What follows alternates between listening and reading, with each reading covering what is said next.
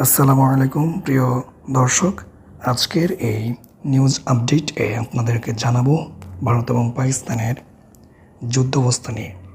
ভারতীয় সেনাবাহিনীর 50 জন সদস্য নিহত হয়েছে বলে দাবি করেছে পাকিস্তান। বৃহস্পতিবার সংবাদ মাধ্যম আল জাজিরা এক প্রতিবেদনে এ তথ্য প্রকাশ করে।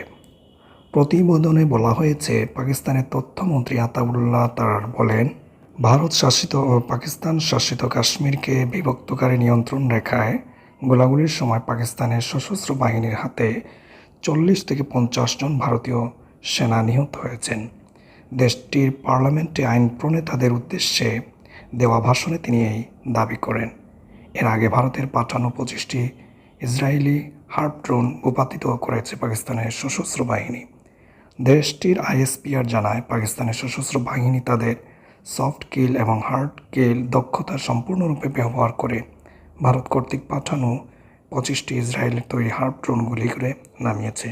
বিবৃতিতে আরও বলা হয়, 6 মে পাকিস্তানের পাল্টা বিমান হামলায় ভারতের 5টি আধুনিক যুদ্ধ বিমান, একাধিক ড্রোন ধ্বংস এবং সেনা হতাহতের ঘটনায় ভারত ভীত ও আতঙ্কিত হয়ে এসব ড্রোন হামলার আশ্রয় নেয়।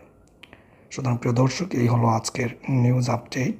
ভারত এবং পাকিস্তানের মধ্যে যেই যুদ্ধের দামামা চলছে, সেই যুদ্ধ কতটুকু গিয়ে গড়ায় এবং নিউজ জানতে আমাদের সাথেই থাকুন।